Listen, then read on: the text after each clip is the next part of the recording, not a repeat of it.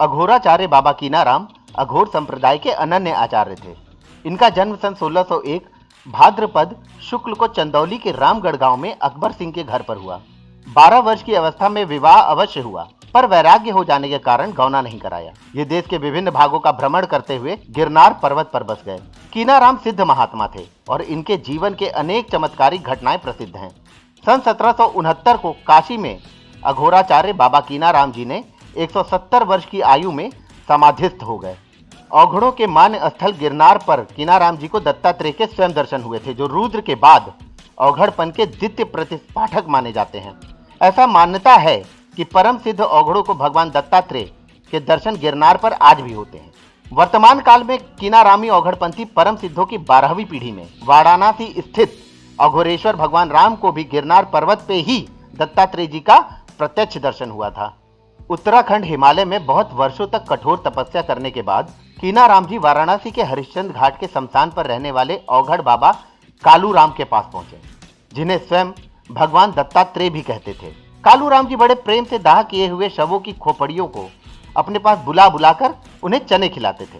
कीनाराम जी को यह व्यर्थ का खिलवाड़ लगा और उन्होंने अपनी सिद्धि शक्ति से खोपड़ियों का चलना बंद कर दिया। कालूराम ने ध्यान लगाकर समझ लिया कि यह शक्ति केवल कीनाराम में है। इन्हें देखकर कालूराम ने कहा, भूख लगी है, मछली खिलाओ। कीनाराम ने गंगा तट की ओर मुख कर कहा, गंगिया ओ गंगिया, ला एक मछली दे जरा।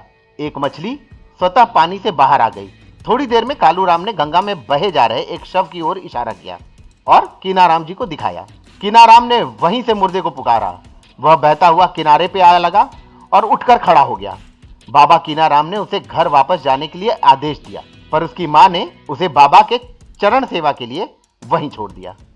कहा जाता है कि एक बार काशी नरेश अपने हाथी पर सवार होकर इनके आश्रम से होकर गुजर रहे थे। उन्होंने उपेक्षा भरी दृष्टि से अघोरी वेश में बाबा कीनाराम की ओर देखा। इस पर बाबा ने आश्रम की एक दीवार से कहा, चल आगे।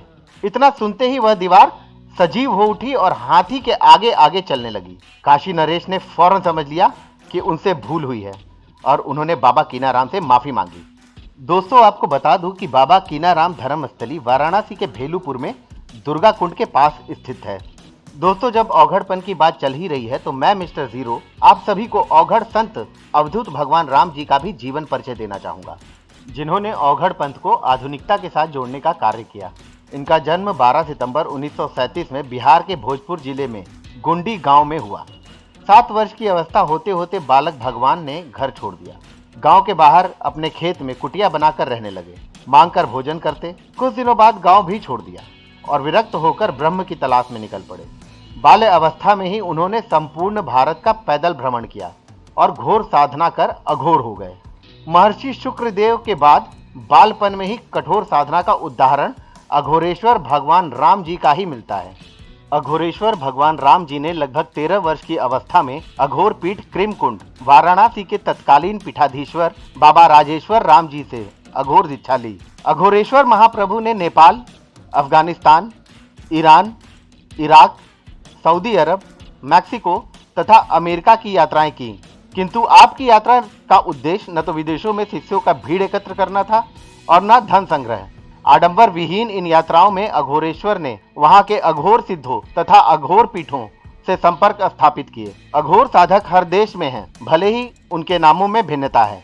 अपनी सिद्धियों की शक्ति से ये संत अपनी अपनी जगह पर रहते हुए भी आपस में संपर्क बनाए रखते हैं, किंतु अघोरेश्वर भगवान राम ने प्रत्यक्ष संपर्क की दिशा में पहल की। अघोरेश्वर भगवान राम जी ने साधना की चरम स्थिति को पार कर जो कुछ संग्रह किया, उसका वितरण दलित, पीड़ित और शोषित मानवता के लिए खुले दिल से किया। इसी उद्देश्य से सन 1961 में जब वे मात्र 24 वर्ष के थे, बाबा भगवान राम ट्रस्ट और श्री सर्वेश्वरी समूह की स्थापना की, जिसकी 130 शाखाएं आज देश के कोने कोने तथा विदेशों में भी सक्रिय हैं। समूह की ओर से वाराणसी में पड़ाव स्थित उनके प्रधान कार्यालय पर अवधूत भगवान राम कुष्ठ सेवा आश्रम की स्थापना सन 1962 में की गई।